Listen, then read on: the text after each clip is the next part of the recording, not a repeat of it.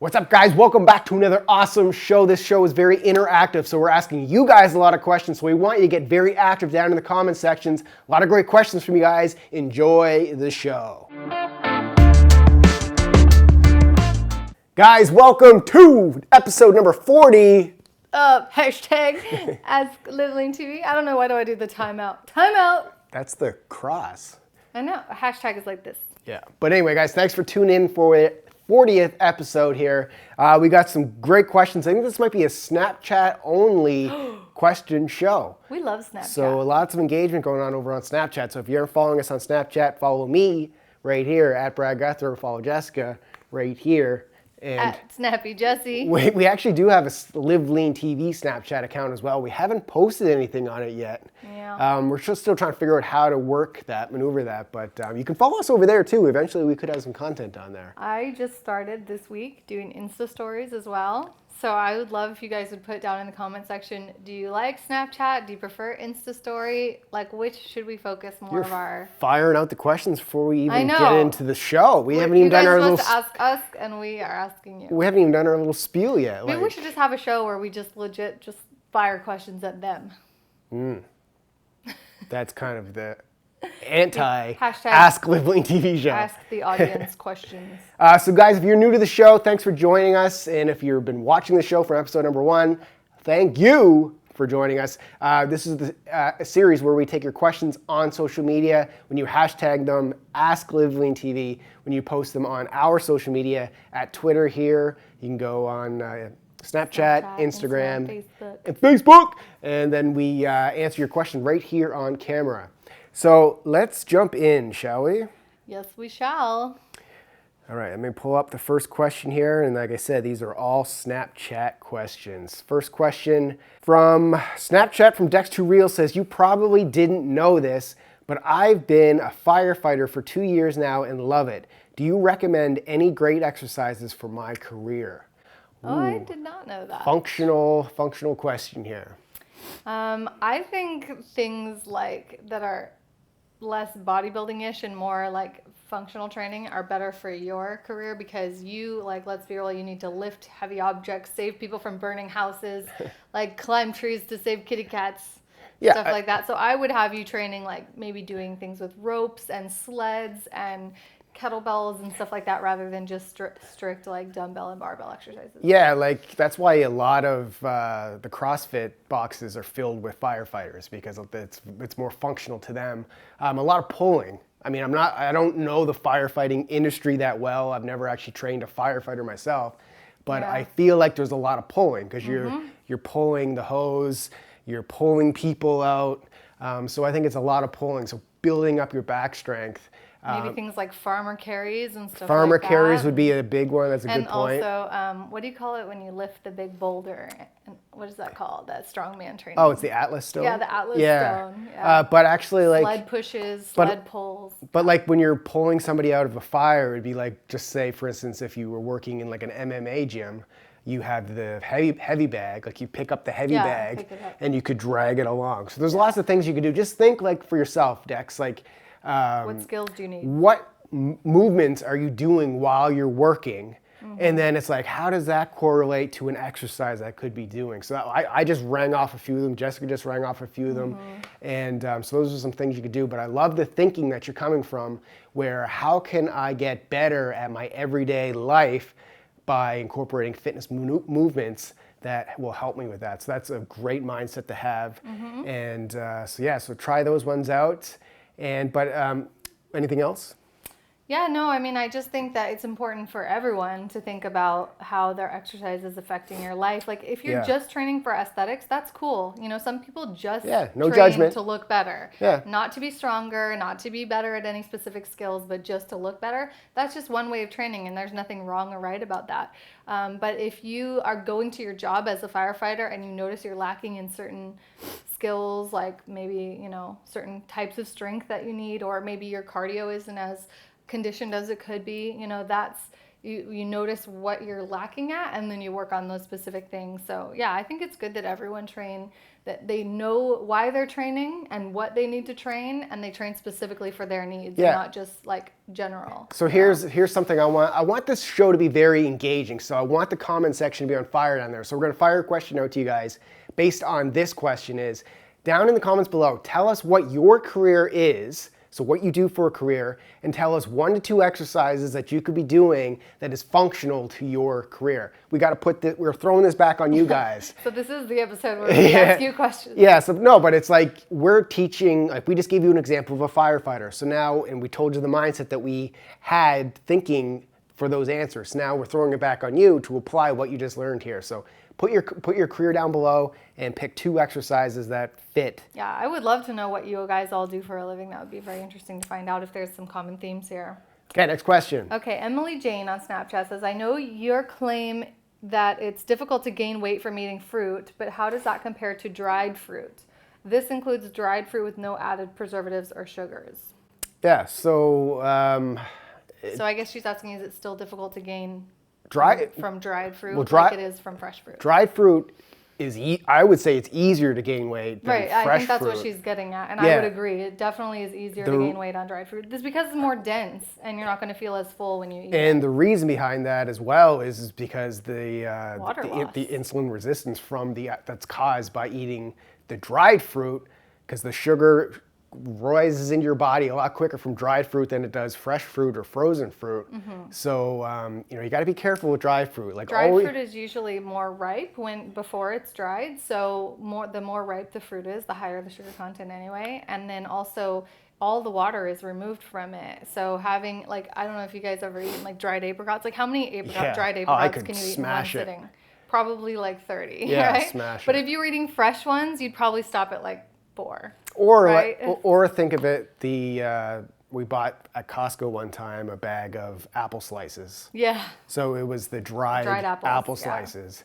And seriously, like I could have put down the whole bag. I could have just kept going and going and going, but you could never eat that many fresh apples that way. You'd get tired of chewing, like your jaw would just be tired and you'd be so full. Yes. So the water content in fruit is one of the reasons why it's so hard to eat a huge abundance of it, because you just actually feel stuffed. Yeah, so I would always say when you're eating dried fruit, always try to keep that like around the workouts, because that's when you need that source of quick sugar.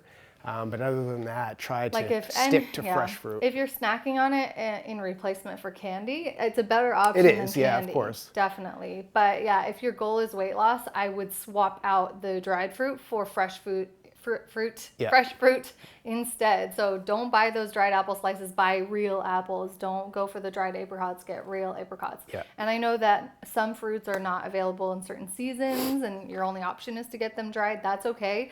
One other thing you can do, this is kind of like a hack, is you can rehydrate them by soaking them in water for a few hours or overnight. Yeah, have you not done that? I did not know that. Yeah, and this is one thing I do with dates, especially. Remember when I was eating 6 dates a day for my pregnancy? Like there's this thing about dates and pregnancy, people claim that they make your labor easier and shorter. So apparently in the last... How'd that do for you? I don't know. Honestly, I mean, how am I ever going to know if my labor could have been longer and worse? Yeah. I'm not saying my labor was super short and easy. I think it was in the middle. Like it was pretty long and pretty painful, but I don't know if the dates helped or not because I've only had one and it was with the dates. So we'll see with the next one. But anyway, what I'm trying to say is instead of having dates don't really blend well in the blender. So if you rehydrate them first and then you put them in the blender, you don't need as many of them and they have a better, they blend better. So they break down more and you don't have all these chunks in the bottom of your smoothie. So try that with your dried fruits so that way you'll eat less of them, they're easier to digest, and you'll be satisfied with a smaller quantity.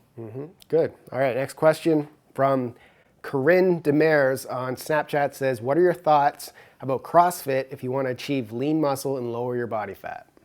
What are your thoughts about it? Just on whether it helps you lower your body fat and build lean muscle? Yeah. I think, absolutely CrossFit would be effective for that. I've seen a lot of people have success with changing their body composition with CrossFit. I think a lot of body composition changing has more to do with your nutrition than necessarily with your exercise. So if you were to keep all factors the same, your diet, everything about your life is the same, and you just include CrossFit, it's not going to be like a total game changer. But if you get your nutrition on par and you're doing CrossFit, you can definitely have amazing results. Yeah, I mean, honestly, the movements that they do in CrossFit, it's CrossFit. That's what CrossFit is. It's cross training. So it's not just a bodybuilding style where you do 12 reps, you take a 2-minute break, and then you move on to the next set. Like, it's like you're doing this, you're doing this, you're doing this. Your heart rate is going through the roof. You're working your major muscle groups. You're doing all the things that we talk about in our type of training, but it's a different format. The one thing we always talk about on this show, I feel like you gave me such a hard time for being like anti-CrossFitter or whatever. I'm not anti-CrossFit, but I just think that beginners and people in general need to be careful, because the thing about CrossFit is I feel like your ego can really easily get involved, and you want to do everything faster, and you want to it's always so competitive, you know? And I feel like that's the way CrossFit is kind of set up, because a lot of people do great with a competitive edge. It makes you want to lift heavier, go faster, do more, be more, which is all good, but I'm just saying, like, people need to calm down a little bit sometimes and just really watch out for injuring yourself, because if you get injured, you can't exercise, you're not going to get results. Yeah, and one of the number one benefits of CrossFit is the community aspect of it. Right. Like, I was thinking about that in the gym today. Like, really? Today is the first Saturday of the new year. Yeah. And I walked in there and I was like, why did I come in here on this day? Because it was just a zoo. And I was thinking, how many new people are in here, yet they're not interacting with anybody. They don't even talk to each other. There's no like camaraderie. There's no community whatsoever. But you walk into a CrossFit box and everyone's cheering everybody on. Like, you're not necessarily, I mean, you're going,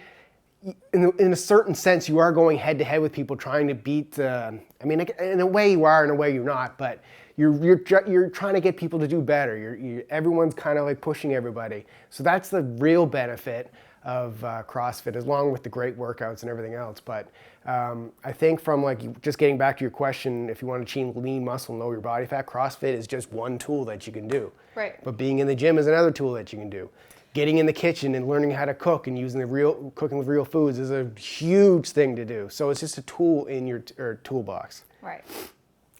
Okay, so Rima says, my ab and upper body workouts don't get me sweating / don't get my heart rate up as much as my other workouts do. Any tips?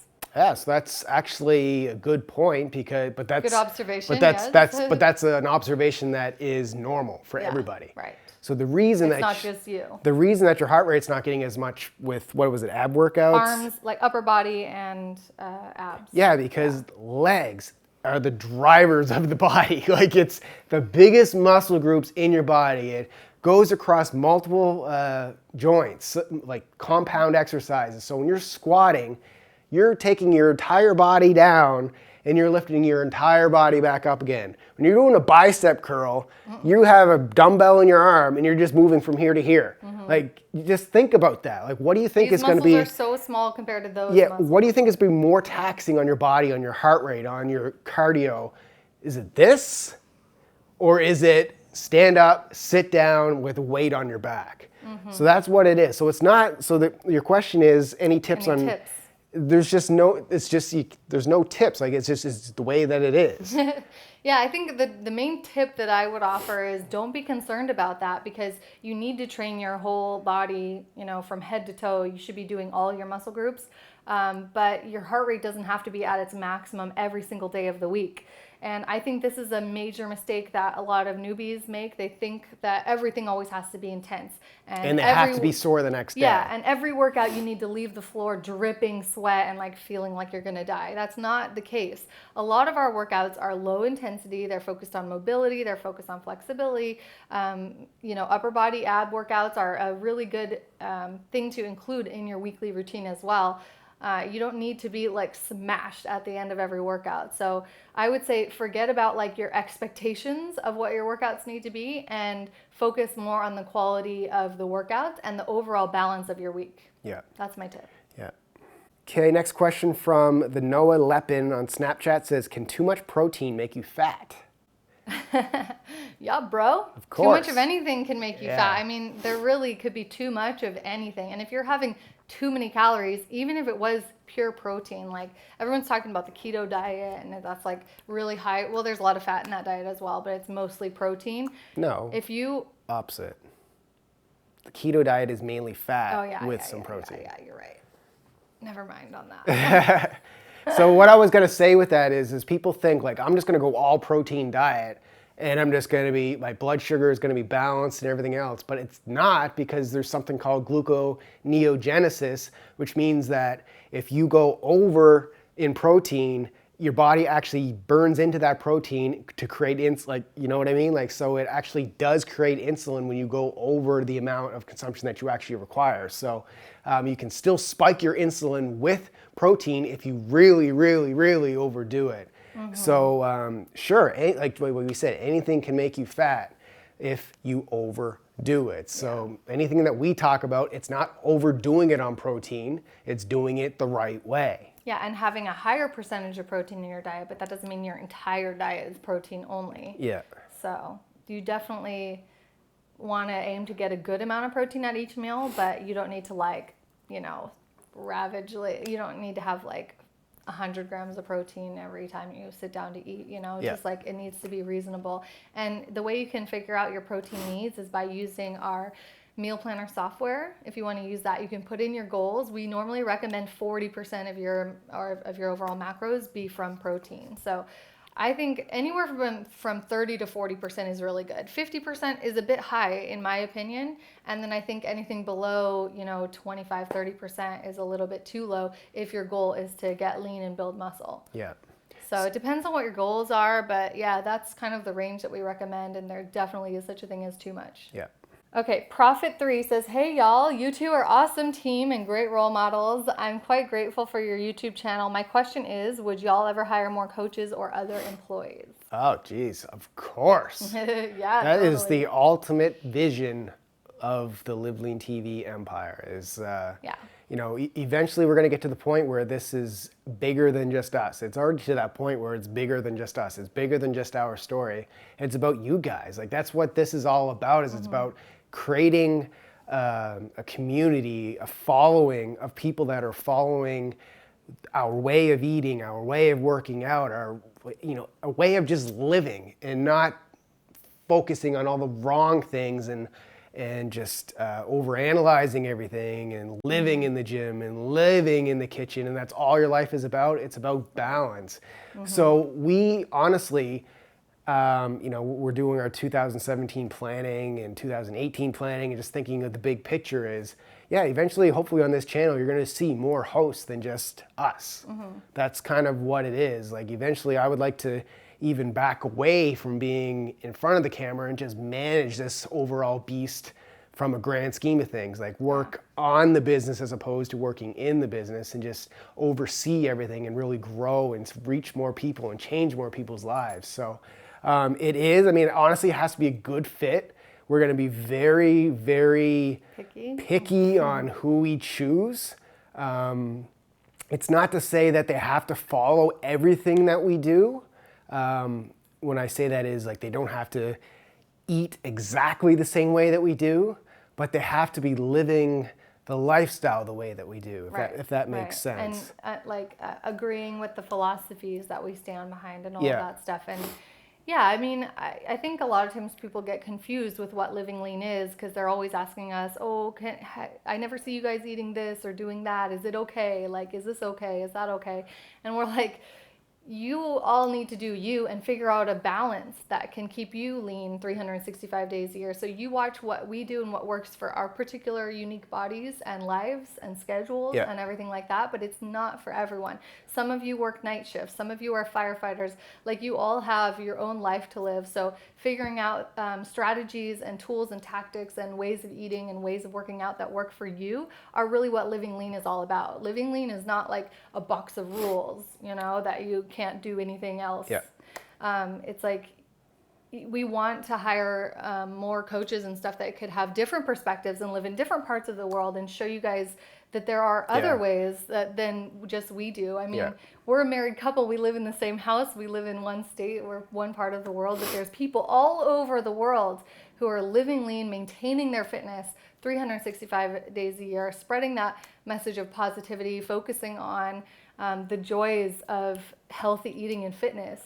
So yeah, absolutely. We want to expand our team and reach more parts of the globe. And sure, you know, you could be doing all that, but you aren't fit to be in front of the camera is the other thing. That's another part, because camera personality is not natural for a lot of people. It takes work. It took us work. You guys have seen our back in the day embarrassing videos. Yeah. So as you know, the founder and CEO of Live Lean TV, like, it's my role to put people in the right positions where they're going to succeed. What their skills are. Where they're utilizing their best skills. Yeah. So, I mean, the hosting side of it is just one side of it, but we're also expanding in other areas. Like, we have, Caro is, you know, she's like running our customer service, our design, like she's just killing it for us. We'd love to bring on more people helping us with website design, back end stuff, like people you wouldn't even see their face, but they would be helping with website design, with coding, there's just so many areas in this business that we need help with.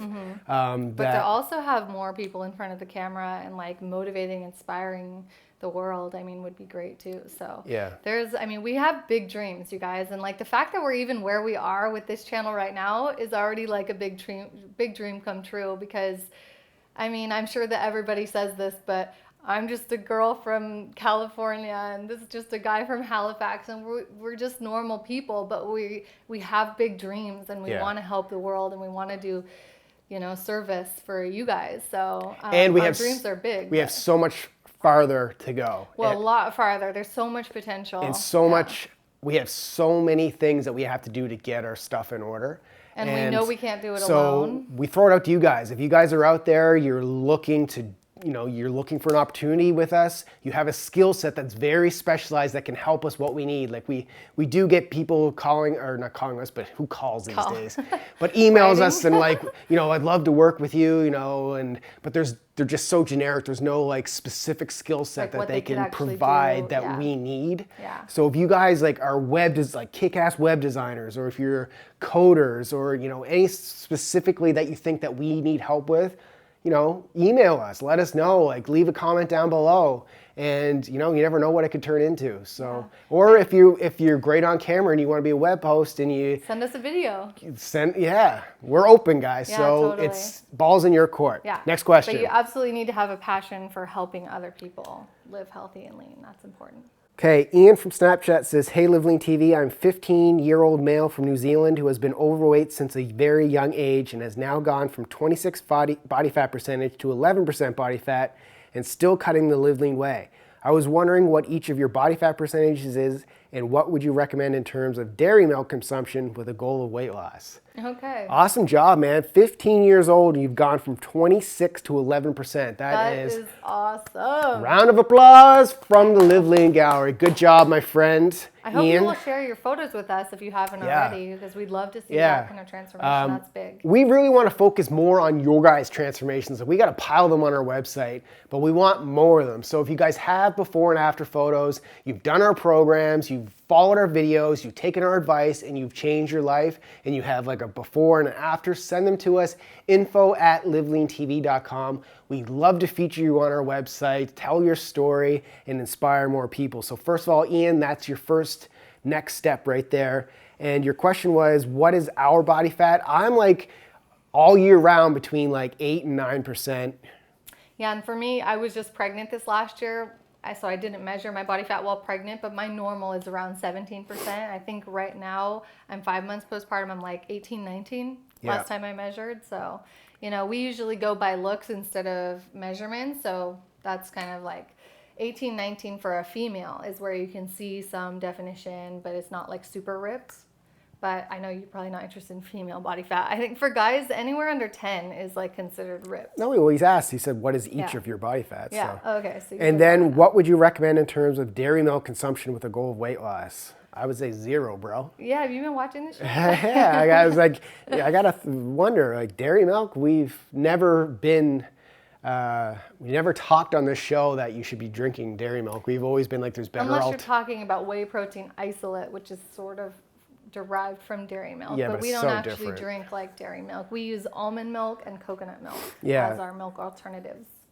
So, that's with the goal of weight loss. So, honestly, that's the way. Yeah, one thing I want to say about that is the goal of weight loss has less to do with like which certain foods you choose and more to do with like your overall calorie intake on a daily. So I'm always getting questions from people like, is this certain food okay if my goal is weight loss? Is this certain food okay? What should I eat? What food should I eat and not eat? It's not necessarily about the specific of which foods you choose. Just make sure that whichever foods you do choose, you eat in the right portions for your energy needs. Does that make sense? Mm-hmm. So we're not saying that you can't lose weight while drinking dairy milk. You can, but you just need to figure out how much of it to go along with the rest of what you're eating. Okay? So A. Schultz, 13, says, "Hi, Brad. How long did it take you to remove carbs, such as oats, rice, etc., from your diet?" How long did it take? I'm trying to think of when I actually started, because I loved oats. Yeah. Like back in the day, like you never really liked rice, but I never was a rice person. Bread. Bread, of course. And when you say removed it, so I gotta like clarify that. Like I removed it from like my daily diet, but it's not to say that I don't have oats like once in a while here or there, or bread here or there, or like a whole grain wrap here or there. But it's not every single day. Yeah. So the word removed is not really like accurate. It's just like thin. How long did it take me? It's a good question. I can't quantify it by saying, oh, it took me exactly 3 weeks. No. It was just a process. It was just and it was kind of a decision. Like it was a mindset switch with me. It was just like, okay, I'm not going to put it in my grocery cart anymore. Right. Stop buying it from the store, then you automatically stop eating it. So there was a point, and I'm not knocking you on this, but there was a point like before we got together when I was living on my own. Like once again, I said I'm not putting it in my grocery cart anymore, so it just never came with me, or it never got into my house.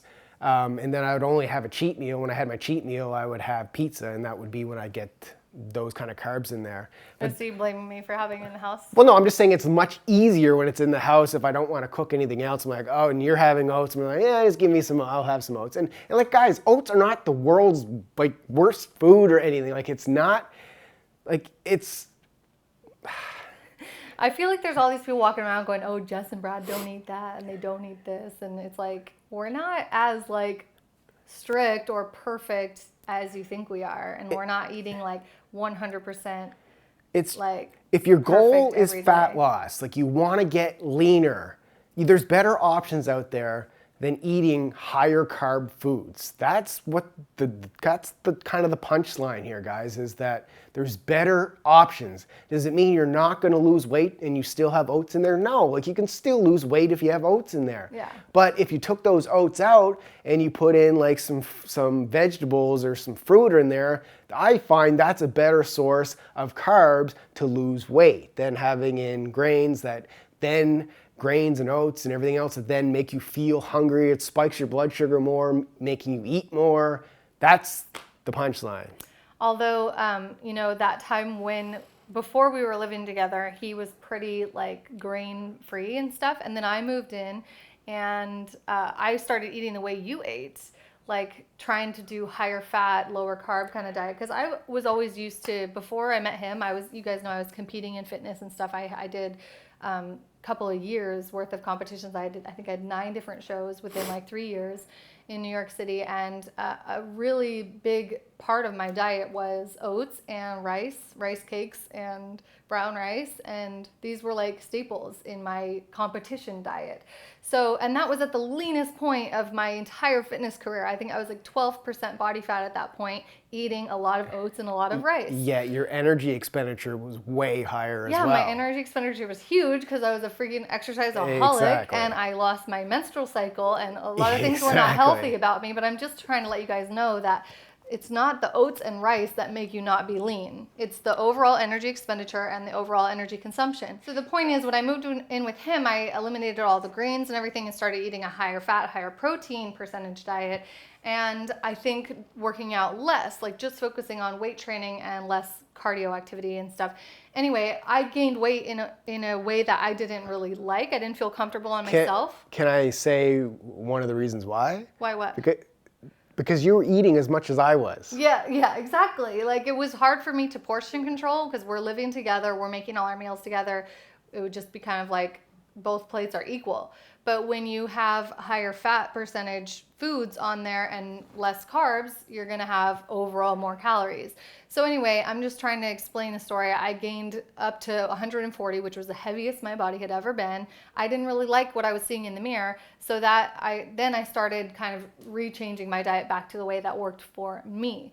So we always kind of know from now on forward that I need a little bit less food than he needs and a little bit less calorie dense foods that he needs. He eats a lot of high fat foods, and I eat less high fat foods and more high fiber foods, like things like oats and rice. So here's like the thing you guys got to remember is I perform better on higher fat diet. Mm-hmm. She performs better on her higher carb diet. Mm-hmm. So that's it. Like, but the common thread here is we both eat a lot of vegetables and protein. No, but my point is, you do you if it's working for you. Yes.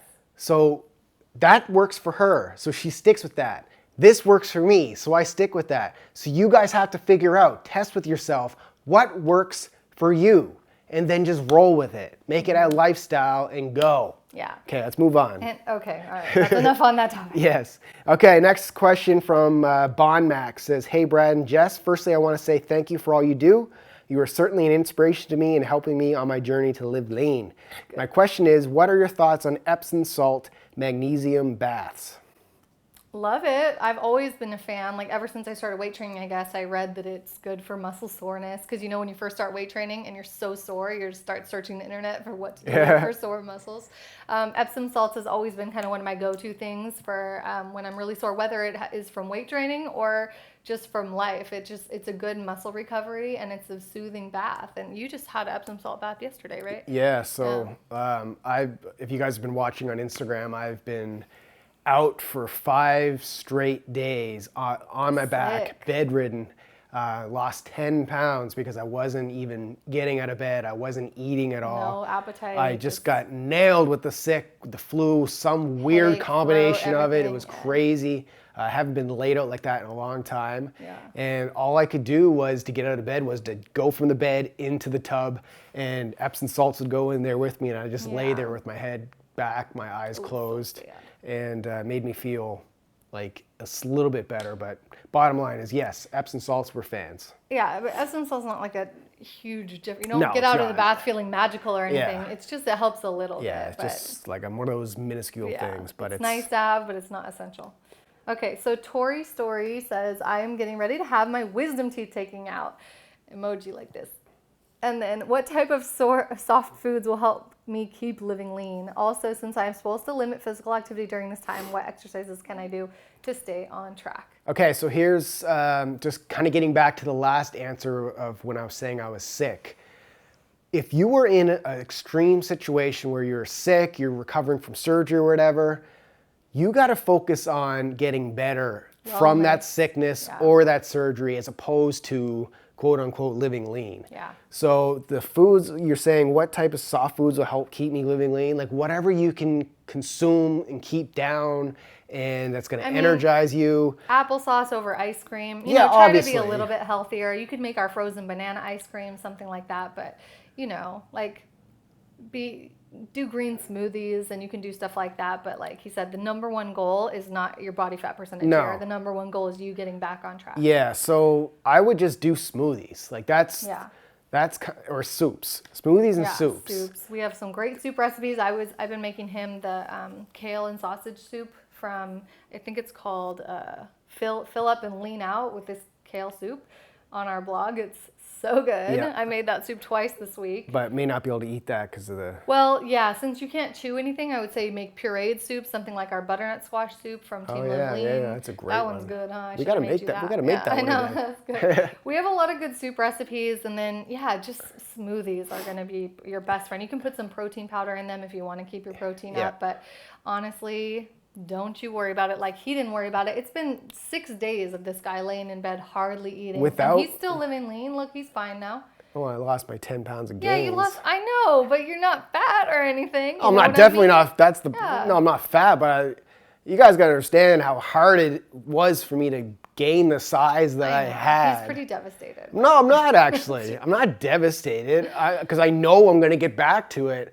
Right. But you know it's going to be a long, hard road. It's hard to look. It's hard for me to look into the mirror and be like, Yeah. And you know what? With a wisdom teeth removal surgery, it's a kind of an elective thing. But I don't know. I had my wisdom teeth out. I don't know that I had to. I think it's kind of a choice you can make, but it affects a lot of things. I would say do what you need to do. It's only going to be a week at the most. You're going to survive it. You're going to be fine after it. You might be set back a little bit in terms of your health and fitness, but as long as you're not eating like 10,000 calories a day of like milkshakes, you're not going to get fat. Yeah. All right, guys. Thanks for the show. That is everything. You guys are rocking these questions. We got more questions coming up for future episodes. Question of the day. What do you got for us? I think we already asked I think we too did. Many questions. So let's go back to the original question that I said was, tell us your career down below and tell us 2 exercises that you could do from a functional standpoint that'll make you better at your career or strengthening up your career. So if you sit at a desk all day, like ways that you can improve your posture. Put it down below. We want to read and we can help you guys out with some of the questions as well. If you have any like, I work this, what could I do? My question was, do you want me to do Insta Story or Snapchat? Oh, that too. I need to know, people, because I can't do both. Yes, you can do both. I've been doing both forever. I can't do it. Jeez. All right, guys, thanks for tuning in. We'll see you at the next one. Boy. Thank you for watching. Live lean. Shout out to all our Live Lean podcast listeners. We love you and would so appreciate it if you would give this podcast a review. We need your feedback to improve and grow. So please give us a review right now.